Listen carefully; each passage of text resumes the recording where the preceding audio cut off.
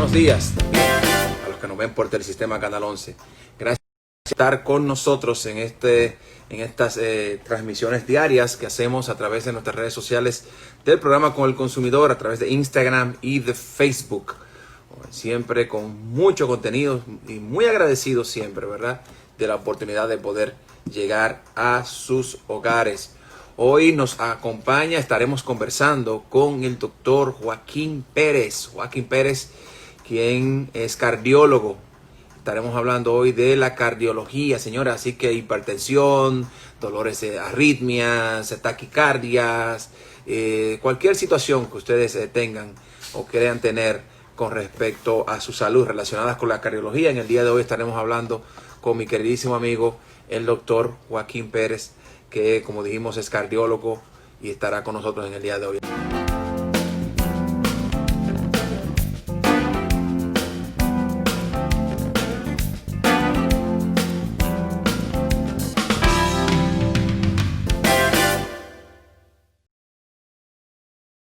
Coraima me pregunta, tengo algunas preguntas aquí, vamos a hablar de COVID, vamos a hablar de todo, pero quiero ir avanzando con algunas de las preguntas. Me dice Coraima Díaz, cuando yo parí me pusieron pastillas para la presión, pero yo la dejé y no fui donde el cardiólogo. Bueno, eso es un error tuyo, ¿verdad que sí, Joaquín? Claro, porque si lo correcto es saber si ella fue una paciente diagnosticada durante el embarazo de hipertensión arterial. Eso se llama hipertensión gestacional, presión alta durante la gestación. Okay.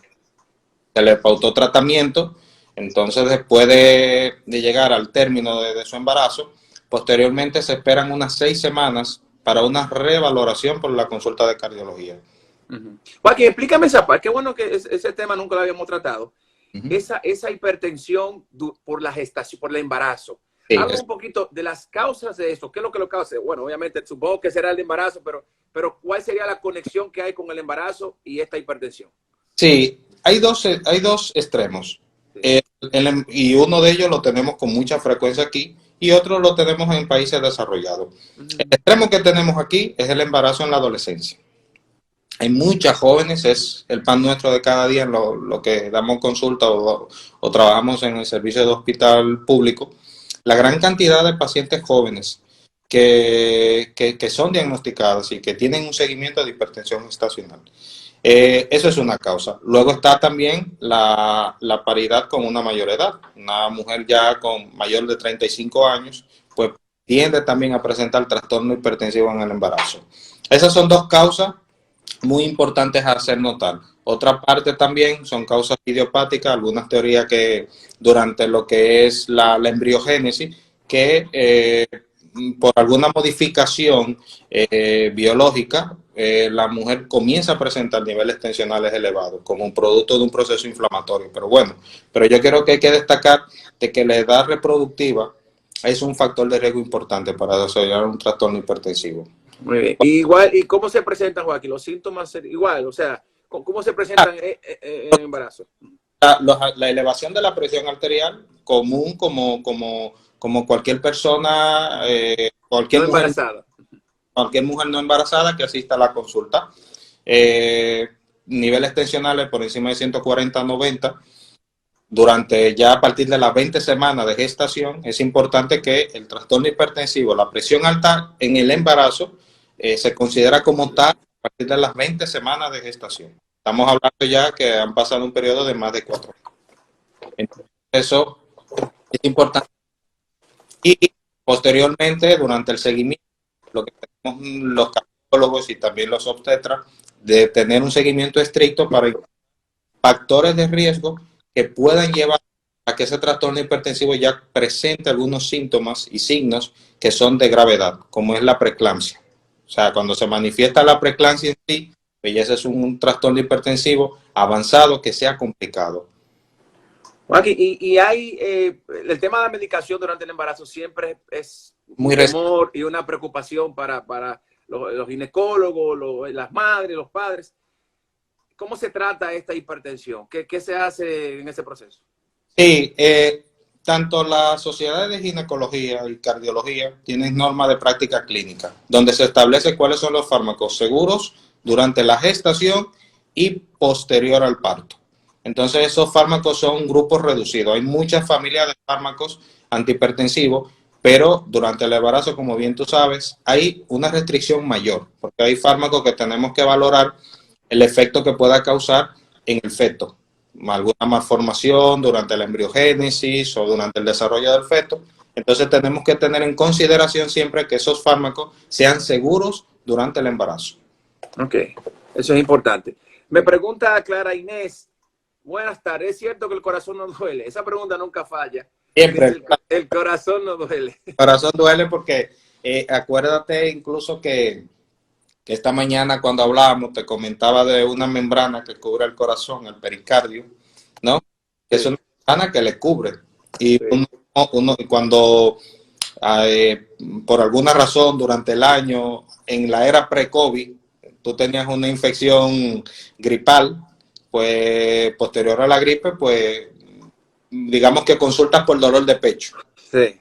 Bueno, pues esa membrana del corazón, a lo mejor ese virus respiratorio afecta esa membrana del corazón y se inflama. Y ya por ahí decimos, bueno, pues tienes una pericarditis, ¿no? Que es el llama, y es un signo que te lleva a dolor de pecho, o sea, te está doliendo una estructura del corazón, una membrana. Luego el corazón, el paciente que angina de pecho, ese dolor opresivo, duele porque le está llegando poca sangre. Y el corazón también se sufre cuando no le llega sangre y eso causa dolor. Claro que, claro que, claro, Claro que el corazón duele. claro.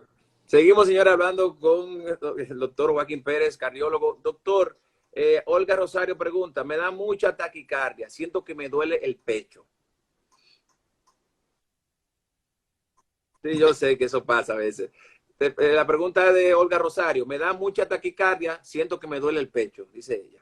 Sí, bueno, las taquicardias para como su nombre médico eso, lo indica, son los latidos rápidos del corazón.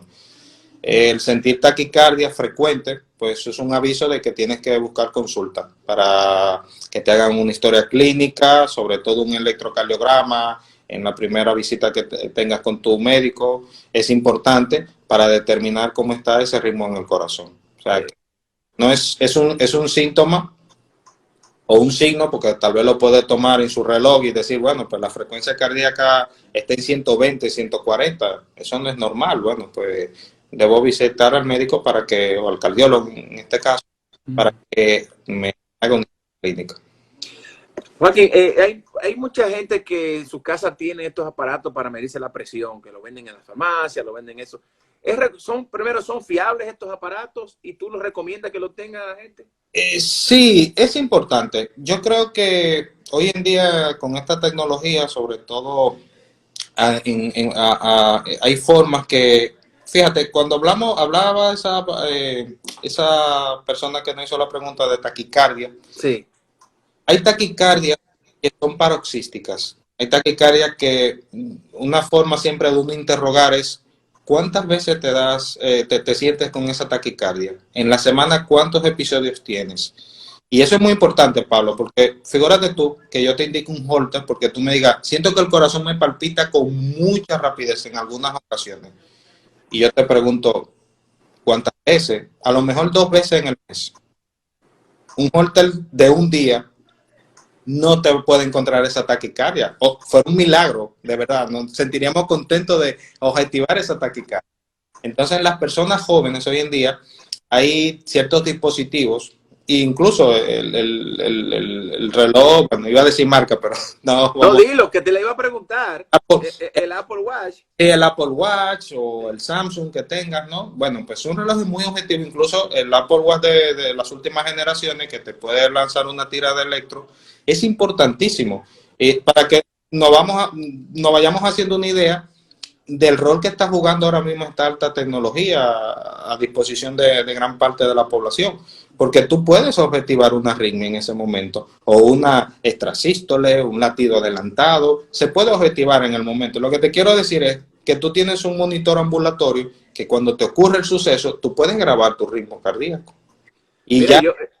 eso que tú dices, yo, por ejemplo, el Apple Watch mío, yo tiene el tema del electrocardiograma. Y yo de vez en cuando me lo hago. Y Sí. me da una. O sea, siempre hay un sustico porque uno no quiere que vaya a salir algo raro, Claro, pero claro. lo que tú dices ciertamente es así, o sea, ya tenemos en nosotros esas herramientas. Y con el otro dispositivo, que es lo que antes de esta tecnología se comercializaba con más frecuencia, era los esfigmomanómetros digitales que se colocaban, Sí. que bueno, que hay que lo usan, se pueden colocar en la muñeca, en el brazo. Sí, son fiables, o sea, son fiables en el sentido de que por lo menos nosotros en la consulta, cuando vemos un paciente que tenemos como todavía esa duda de si el paciente se pone, la presión la encontramos alta en la consulta y Sí. la casa está normal, o el paciente que en la consulta está normal y en la casa está elevada, que es el hipertenso enmascarado. Esos dispositivos son muy importantes para uno discriminar un poco ante qué probable paciente hipertenso yo me encuentro.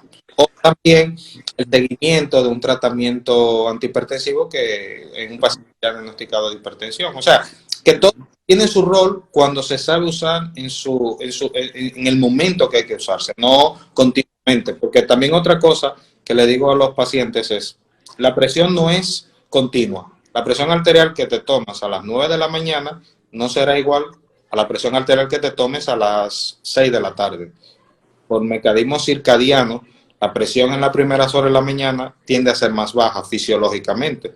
En la tarde, la presión ya solamente por el estrés acumulado tiende a aumentar. O sea, la presión no es uniforme, la presión tiene variaciones. Durante el sueño, las presiones tienden a ser más bajas.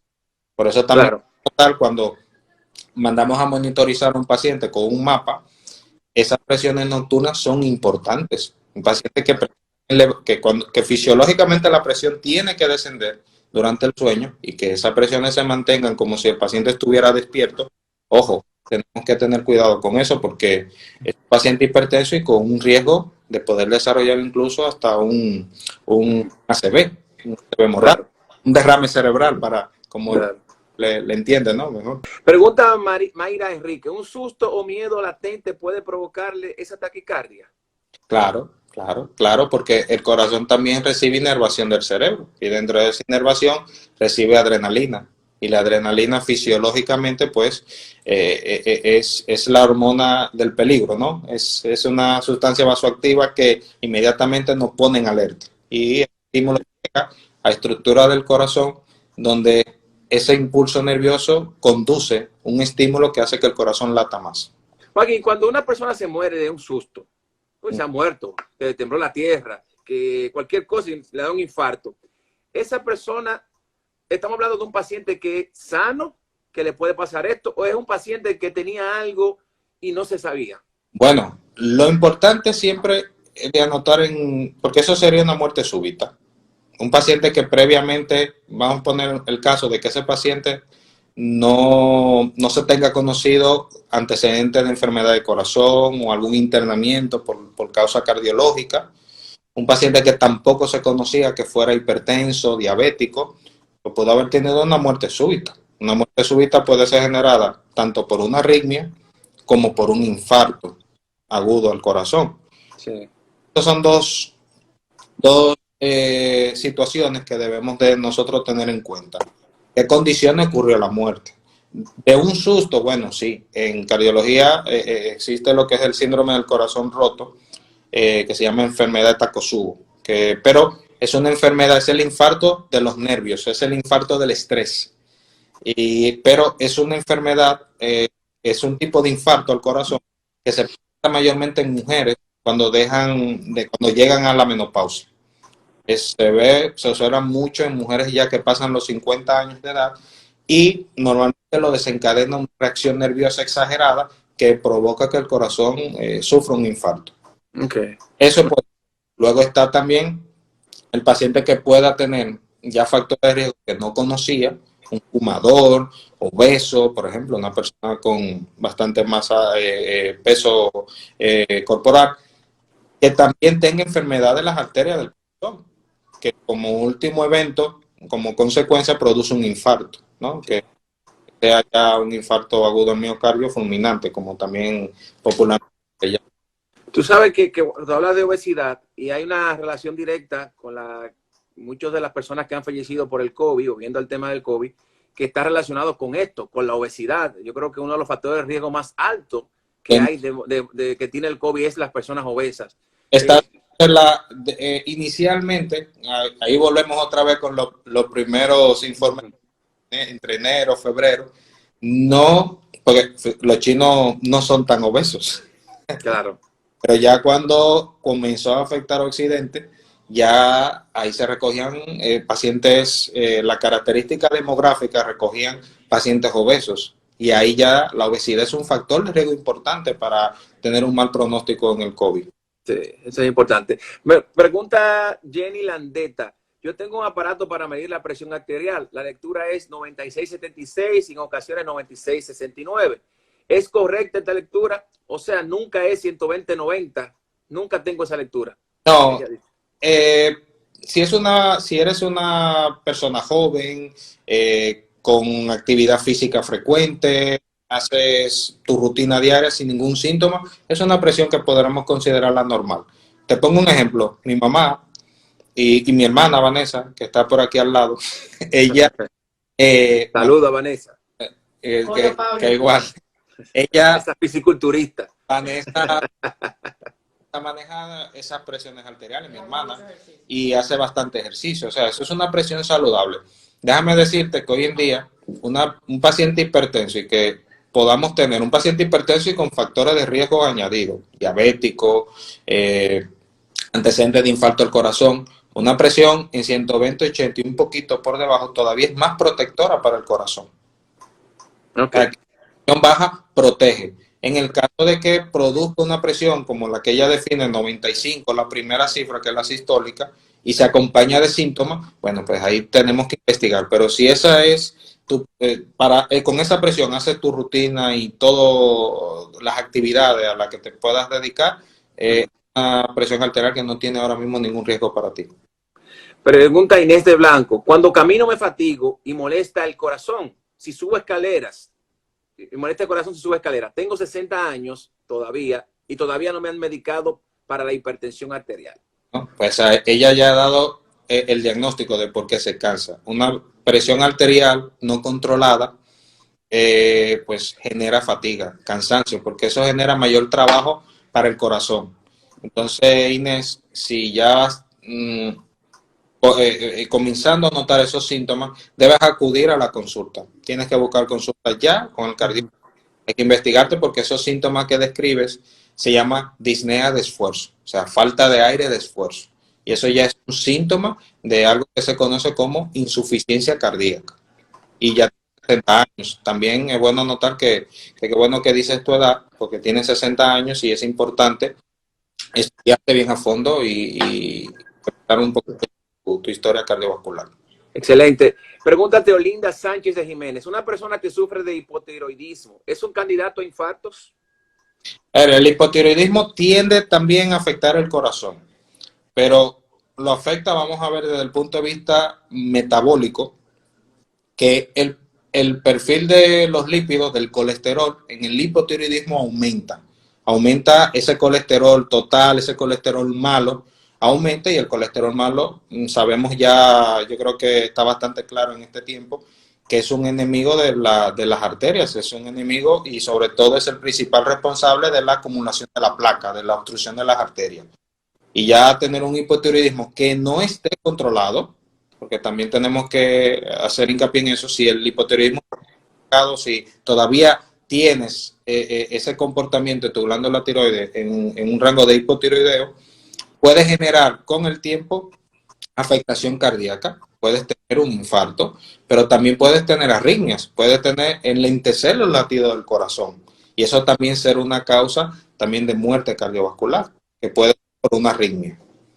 Señores, estamos hablando con el doctor Joaquín Pérez, cardiólogo. Estamos conversando acerca de este mundo de la cardiología, así que pueden hacer sus preguntas. Dice aquí, hola, a veces, Jordani Alcántara, hola doctor, hay veces que siento como unos pullones en el pecho. ¿Qué podría ser eso? Muchas causas. Hasta un mosquito, hasta un mosquito. Y es una causa frecuente también de visita en la consulta, por lo menos en mi caso. Siempre es caracterizar mucho o definir bien lo que es el dolor o la molestia, si es punzante o es opresivo. El dolor punzante puede deberse a muchas causas, incluso una infección viral en la era pre-COVID, para decirlo así, ¿no? Cuando estamos afectados de una gripe, de un catarro común, también sentimos molestias al toser y esa tos también irritativa nos produce dolor en el pecho, porque los bronquios pueden ser estructuras como los bronquios, pueden ser la pleura, la membrana que cubre el pulmón, el corazón, el pericardio, o sea que el dolor punzante requiere siempre de indagar características y saber dolor que esas punzadas son más debidas al aparato respiratorio o al aparato cardíaco. Okay. Oye, tú hablabas de enemigos del corazón y hablabas del colesterol como un enemigo. ¿Qué otro enemigo tiene el corazón? ¿Cuáles son los enemigos del corazón? La obesidad, el sedentarismo, que conlleva también a generar obesidad, el ruido, que en esta ciudad tenemos mucho ruido. El ruido. El ruido, Pablo. Pablo, nosotros, es increíble, pero hay cosas, ciertas conductas o comportamientos que nosotros en nuestra sociedad en el día de hoy lo aceptamos como válido, como algo normal. Y el ruido también afecta a nuestra salud. Nuestra salud cardiovascular se ve afectada por el ruido, pero no porque el ruido te vaya a producir una depósito de colesterol. No, no, no. Es que con el ruido también se altera nuestro sistema sensorial. Con el ruido aumentamos el estrés. El ruido directamente aumenta también el estrés. La secreción de hormonas también que influyen en los depósitos de la grasa en las arterias del corazón. O sea, estar sometido a un intenso ruido genera con el tiempo enfermedad cardiovascular. Es un factor. Yo te digo también otro enemigo, no directamente del corazón, sino de todo el aparato cardiovascular, los tapones. ¿No? Eso es un hábito, es normal tú durar una hora para recorrer a lo mejor 3 kilómetros en esta ciudad, sentado. Sales del trabajo, estás cansado, agotado, y solamente tienes que recorrer 3 kilómetros en tu vehículo para llegar a tu casa o donde vayas a descansar, ¿no? Estar ahí sentado, Pablo, sometido a ese estrés, al ruido de las bocinas, al calor, en los momentos que hay mucho calor, que con el aire te sientes mal. Entonces también con la formalidad que siempre vestimos, que estamos con traje y corbata, y es calor sofocante, y estar ahí solamente estático, Pablo, ahí detenemos, la circulación se enlentece, Pablo. También es un factor para generar trombos en la pierna. Una persona, por ejemplo, con alguna predisposición inmunológica a tener coágulos, eso es un factor de riesgo a considerar. El estrés que te genera el no respetar las señales de tráfico, eso te genera estrés. Te estoy hablando de enemigos autóctonos de aquí, de nuestro país. Te estoy hablando. Porque yo creo que con tu programa debemos llegar al público a crear conciencia. Porque son cosas que cotidianamente cuando está algo que veo, digo, caramba, sometido todo a este ruido. Y creemos que esto es normal. No, no es normal. El sistema cardiovascular, el ruido. La sal también, Joaquín, la sal. Claro, la sal, el consumo excesivo de sal también. O sea, la dieta. Me refiero a eso, te lo comento, porque hablaba de República Dominicana. Claro. Y de las cosas de los problemas nuestros es eso. Pero la sal es mundial. La sal es mundial porque me acuerdo que compañeros argentinos con los que coincidí en una rotación en Madrid, ellos me hablaban también de la cantidad de sal con la que comen ellos. Hay restaurantes donde se prohibía la sal, prácticamente por cuestiones sanitarias. O sea, que la sal es mundial y es ya un componente dentro de lo que son los factores de riesgo para desarrollar hipertensión ya mundialmente conocido. O sea, que con la sal siempre hay que tener cuidado. Con la dieta misma, porque ahora que menciona la sal, es también nuestra nutrición. En mi consulta, yo trabajo mucho esa parte, porque se presentan situaciones de pacientes que llegan por presión alta, le hago el diagnóstico de que son hipertensos, pero el primer escalafón, el primer nivel que yo quiero llegar a ese paciente, que quiero llevarlo, es a reconocer cuál es su conducta de vida, cuáles son sus actividades diarias, qué le gusta comer, qué le gusta hacer de ocio, el tiempo, el ocio, el hacer deporte o no deporte, porque ya deporte es como una disciplina, sino la actividad física. ¿Cuánto te gusta caminar? ¿Qué cuánto caminas? ¿O qué sueles hacer? ¿Qué tipo de trabajo? El trabajo también es importante. ¿Qué tipo de trabajo haces? ¿Cuántas horas pasas en el estado? Todas esas cosas, Pablo, influyen en la salud cardiovascular. Y sobre todo, gente que en este caso, como hablamos mucho de hipertensión arterial, conocer ese paciente, qué tipo de paciente hipertenso estamos tratando. Porque hay elevación de la tensión arterial que cuando el paciente ya se somete a un régimen de dieta y actividad física, comienza a perder peso, la presión arterial baja que tú tienes incluso hasta que comenzar a reducir la dosis de los fármacos. Y un ejemplo, y lo grande es que también pacientes que han recibido cirugía bariátrica que vuelven a ser obesos y vuelven a ser hipertensos. Y eso también lo tenemos en la consulta. O sea, para que vean la conciencia que tenemos que crear, porque es todo, la prevención es fundamental, Pablo. Así es. Costoso y es un dolor de cabeza para el médico querer curar todo. Porque que si el paciente llega a ese punto de no retorno, primero eleva el costo. El paciente mismo lo va a sentir, porque los medicamentos muy buenos, bueno, pues pueden generar mayor preocupación económica en el paciente. Y la prevención juega un rol importante. Si conoces cuáles son los hábitos saludables, cuáles son las actividades que tienen que hacer, qué debes de comer, es importante para que el paciente no desarrolle hipertensión. Un saludo, quiero saludar a mi amiga, la doctora Yomeris Espinal, que nos está viendo. Ella nos habla de las bebidas energizantes y también son peligrosas. Ella habla para el tema del corazón. Y Joaquín, es cierto esto, ¿verdad? Estas marcas, estas bebidas que utilizan y las pastillas, y agregaría ahí también utilizadas combinadas con los estimulantes sexuales también. Sí, sí, es bueno que comentes eso. Al combinarla con estimulante, todavía peor, ¿no? Porque fíjate la joven que nos hizo una pregunta hace unos minutos sobre su presión arterial, que nos envió la presión, fíjate tú que se tome un estimulante de eso, un chico con presión arterial similar. Lógicamente que puede tener como mecanismo secundario ese medicamento una bajada de tensión arterial que le puede generar una isquemia cerebral. Sí. Ya, eso hay que tener control. Así es. Y otra cosa es sobre las bebidas energizantes, es que en las dosis promedio que tienen esos componentes, la dosis son unas dosis por lo menos seguras desde el punto de vista en cuanto a lo que sería el efecto que pueda hacer sobre el corazón.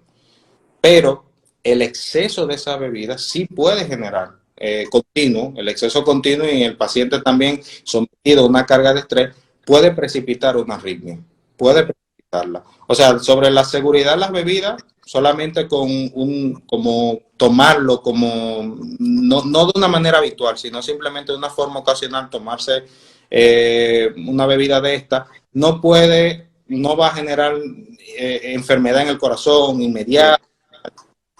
Si no, se tienen que agregar otros componentes que pueda generar, o una persona que ya tiene antecedentes de arritmia cardíaca conocido, es importante hacerle notar de que estas bebidas deben de ser prohibidas.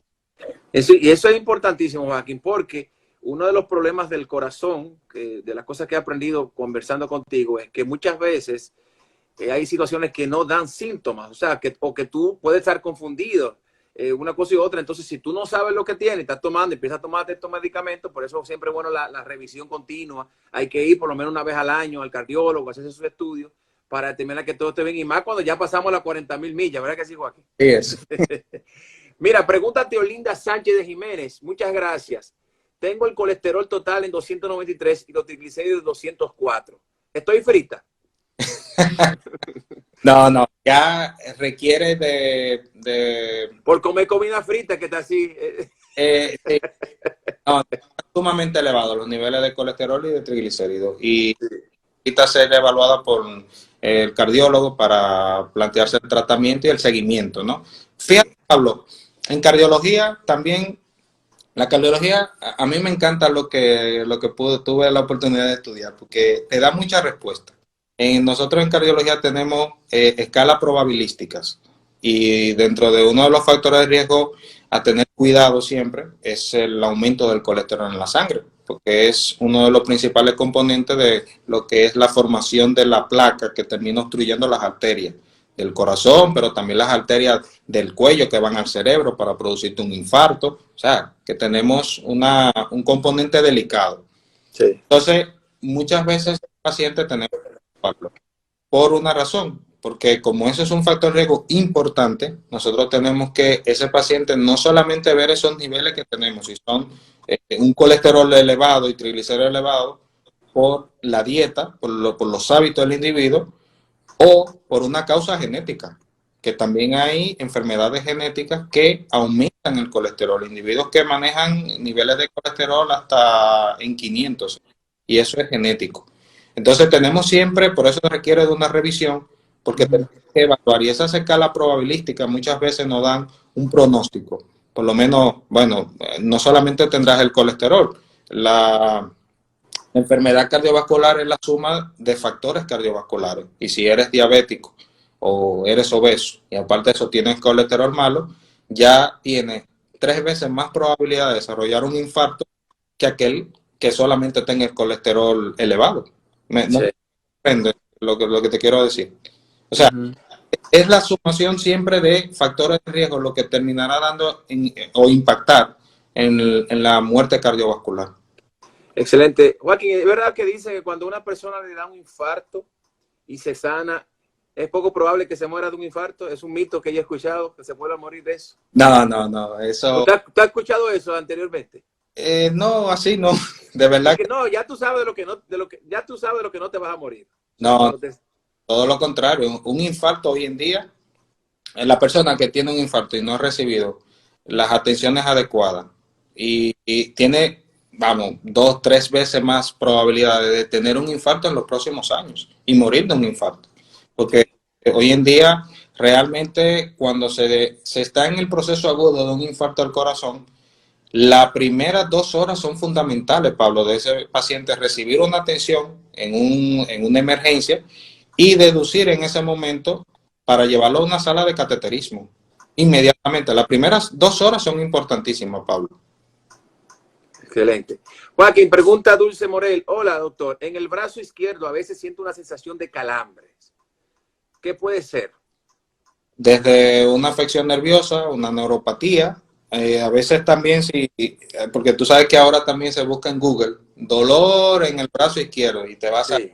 El corazón también se manifiesta, la angina de pecho con dolor en el centro del tórax que se va al brazo, a la mandíbula. O sea, encontramos muchas cosas, pero si es solamente un dolor, a veces son síntomas que tenemos que descartarle que sean vasculares por alguna arteria o nerviosos. Es decir, el sistema nervioso que sobre todo que va aquí a estar del brazo y buscar, investigar la causa. Sí. Joaquín, los quemadores, ahora que hablan, veo que hacen preguntas de suplementos deportivos con cafeína, el tema de los quemadores que se utilizan, que vienen con cafeína y que también aceleran el metabolismo. Se supone que para acelerar el metabolismo y también, ¿tú los recomiendas? ¿Hay que hacerse una evaluación previa a estos quemadores? No, yo no recomiendo ese tipo de ayuda, ¿no? Para quemar calorías o disminuir de peso. Yo cuento también con un colega en el cual compartimos siempre casos de Mi amigo, dile el nombre, el doctor Richard Marín. Richard Marín, el doctor Richard Marín. Nosotros tenemos ya una serie de pacientes que seguimos en cuanto a esos pacientes que tienen una carga metabólica, unos perfiles metabólicos desfavorables para su salud cardiovascular. Yo se lo envío a él, realmente porque tiene una forma científica y con bastante precisión lo que es la salud cardiovascular y el tipo de entrenamiento también que debe recibir ese paciente. O sea que esa parte de tomar alguna bebida o alguna dieta, esa parte hay que tener mucho cuidado a la hora de recomendar. Yo te puedo recomendar que son alimentos saludables, que ya lo hemos hablado en otro Sí. pero realmente el asunto siempre de ingerir algunos medicamentos o sustancias para quemar grasa, como se dice popularmente, con eso hay que tener cuidado. Joaquín, en el caso de los estimulantes sexuales, volviendo a ese tema, por ejemplo, y las marcas reconocidas, la primera que salió, la pastilla azul famosa, que al inicio se hablaba de, todavía se habla de que antes de tomarla hay que ser visto por un cardiólogo, porque hay personas que han quedado, se han muerto por utilizar estas pastillas.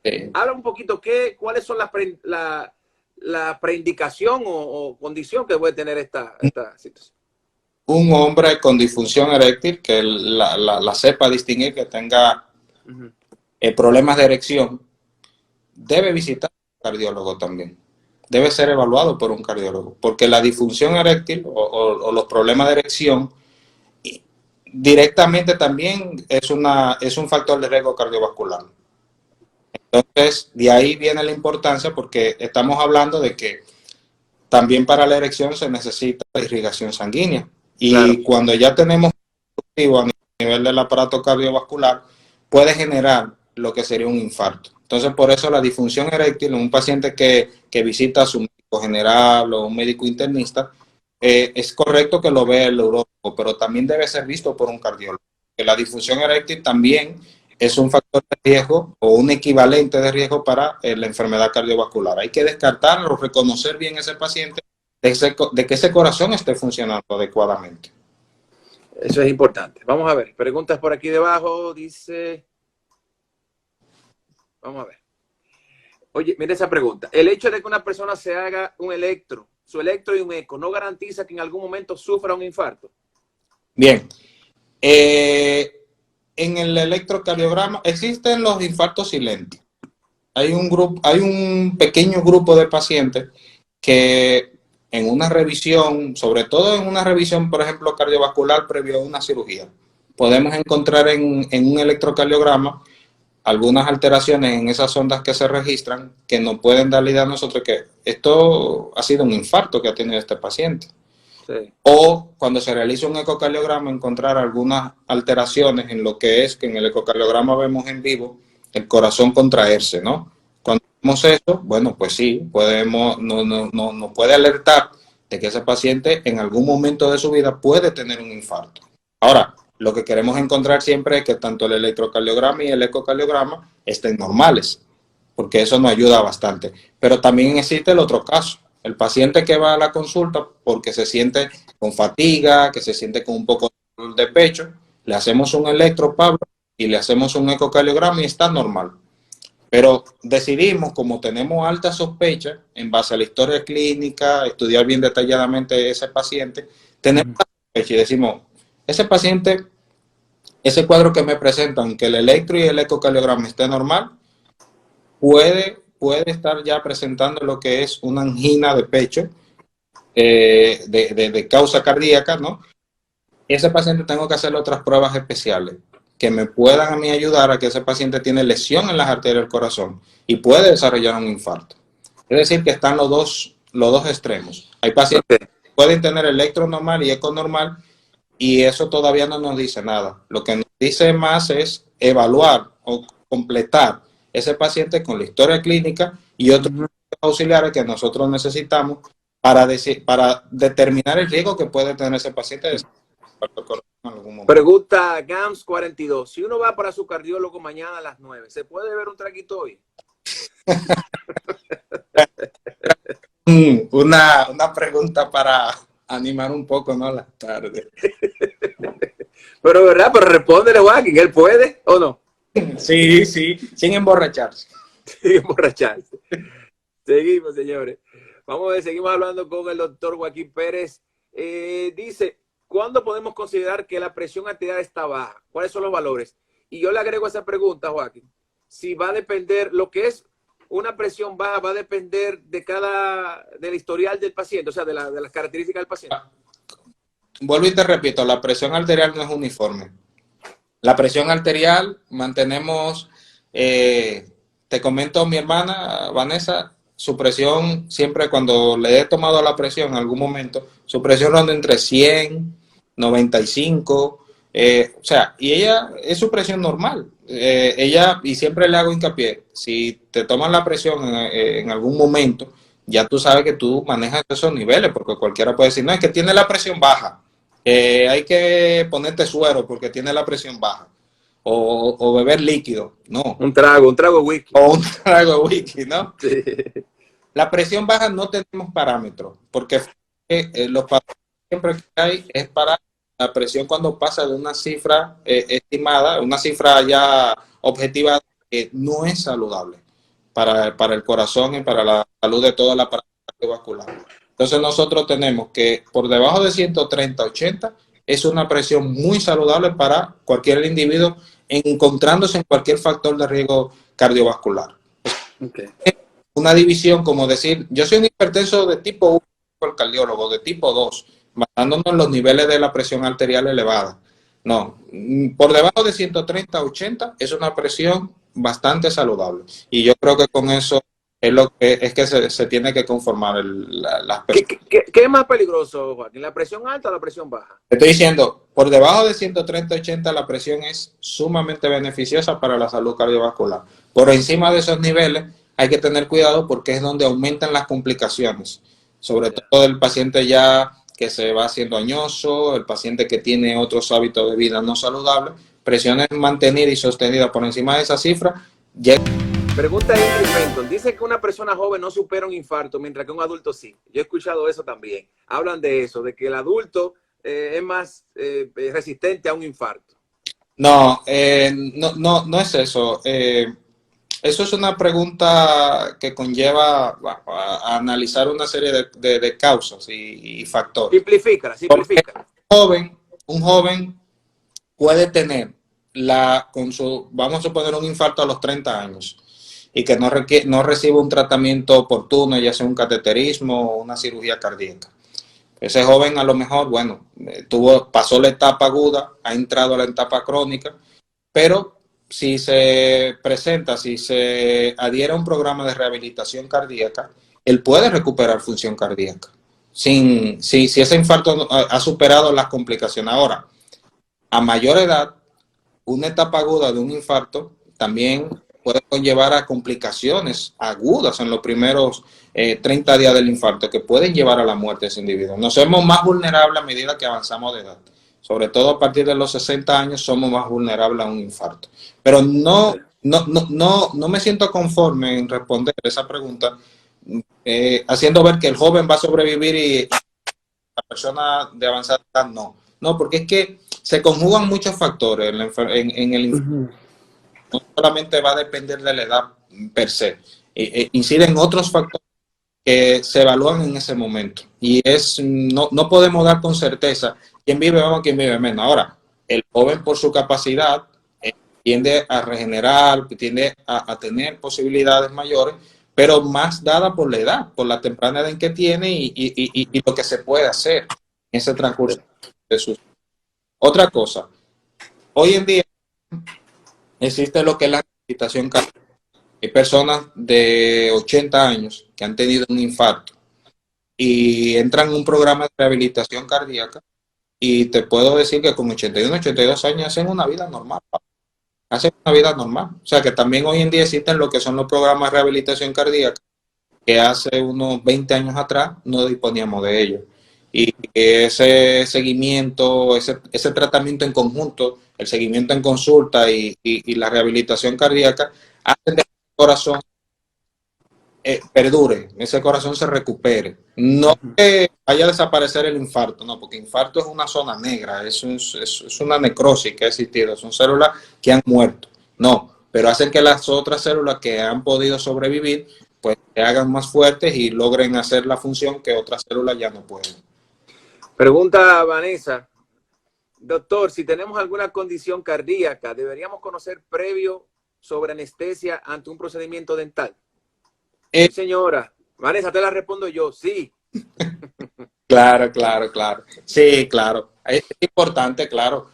Sobre todo el público, si hay alguien en el público que nos sigue, que tiene cirugía cardíaca, prótesis, que le han puesto una válvula en el corazón, es importante que tenga eso en cuenta. También que tuve un paciente bastante joven con un marcapaso extranjero, 37 años, y le expliqué también del riesgo que tiene que siempre tener en conocimiento de algún procedimiento que vaya a recibir, porque son cosas que están en el corazón que vamos a decirlo, no nacemos con ellos, son cuerpos extraños. Claro. Puede... Esas son las personas que no pueden pasar por radares. No, eso no. Hasta es que es bueno notificarlo porque va a sonar, pero puede... Va a sonar.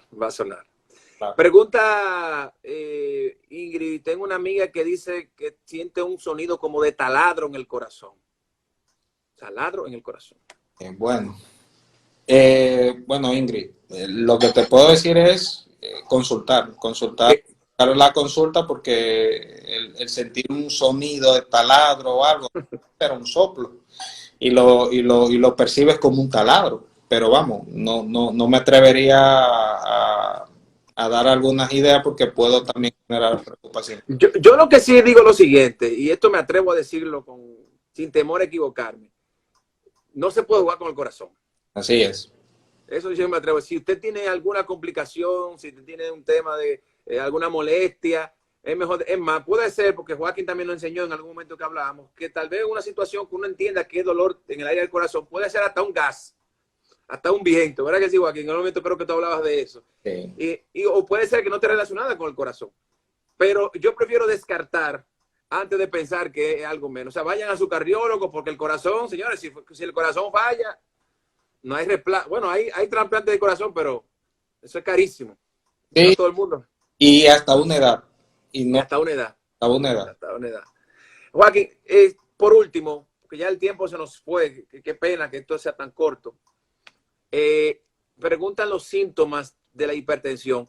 Me pregunta mi amiga Melanie, aunque yo sé que tú dijiste que puede ser que la hipertensión no te dé síntomas, o sea, que no tenga síntomas. Entonces, pero explícame, cuando da, ¿cuáles serían los síntomas? El problema de la hipertensión es que cuando da síntomas, te puede dar el síntoma de un infarto al corazón. Ese es el síntoma. De un accidente cerebrovascular.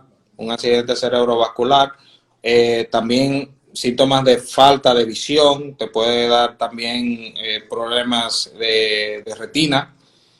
O sea, los síntomas de la presión alta no controlada envuelven el aparato cardiovascular. También, crónicamente, una presión no controlada afecta a tu riñón, y en una prueba ambulatoria pues te dicen, oye, tus riñones no están funcionando bien porque tienes tal cosa elevada. O sea que la hipertensión arterial es sistémica, no es específico como una enfermedad per se, sino es una enfermedad que involucra el aparato cardiovascular. Joaquín, el café, el vino. El café es saludable. El café lo que más daño hace es la cantidad de azúcar con que te lo bebes. El café. ¿A ti te gusta tu café? Lo defendiste muy rápido. El café, claro. Lo defendiste muy rápido. Sí. No, pero el café. Pero el alcohol, bueno, con el alcohol tenemos que tener cuidado. El exceso de alcohol, ahora aquí ya hay una tradición de vinos. Y el vino, bueno, pues tiene sus efectos saludables, pero siempre socialmente. Y también hay una cantidad en gramos de alcohol que es saludable para el corazón. Hay pacientes que pueden ser susceptibles, Pablo, a tener que el corazón se le pone grande, para que no entienda el público, y generar insuficiencia cardíaca. Y puede ser producto de alcohol, como también producto de drogas, de algún tipo de droga no controlada, que se puede usar, que la usa socialmente. Pero el alcohol, cuando se pasa de X cantidad de gramos, puede generar efectos tóxicos en el corazón. Y es una causa, cuando nos llega un paciente joven con un corazón dilatado, tenemos que descartar el antecedente enólico. Joaquín, por último, así que nos quedan 2 minutos. ¿Qué está viendo la ciencia? Y quiero terminar con esto. ¿Qué está viendo la ciencia de los pacientes post-COVID en lo que se refiere a la cardiología? ¿Hay alguna afectación, hay alguna secuela que esté relacionada con el COVID, que esté dejando el COVID a los pacientes? Así, en 1 minuto, Joaquín, que ya nos quedan 2. Complicaciones tromboembólicas. Te digo, las complicaciones de los coágulos. Hay otras también, la fatiga post-COVID, que el paciente mantiene una fatiga persistente, pero sobre todo a nivel del aparato cardiovascular. Me acuerdo de un político español de uno de estos partidos emergentes de Vox, que fue de los primeros casos reportados en España de COVID en marzo, de las personalidades no públicas. Sí. y nada, el hombre cumplió su cuarentena, su tratamiento y posteriormente, como al mes, fue ingresado por una embolia pulmonar, un tromboembolismo pulmonar, Ya. para que vea las complicaciones, porque después que en mayo ya en algunos estudios post-morte se encuentran coágulos en la de pacientes que murieron por COVID, pues el COVID ya es una afección de que cardiovascularmente tenemos que tener cuidado, o sea, estamos en alerta los cardiólogos porque tenemos que tener pendientes las complicaciones y sobre todo que el paciente ya con cardiopatía es vulnerable. A él tenemos que dar un seguimiento estricto a esos pacientes. Excelente, Joaquín. De verdad que muchísimas gracias. Nos han preguntado que si coges seguro, que dónde estás ubicado. Bueno, estoy en la Torre Profesional Corazones Unidos, jueves y viernes de 8 a 12 del mediodía.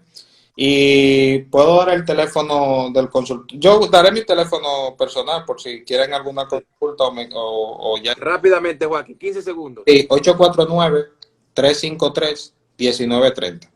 849-353-1930. Sí, Gracias, hermano. bueno, Un gran abrazo. igual, Pablo.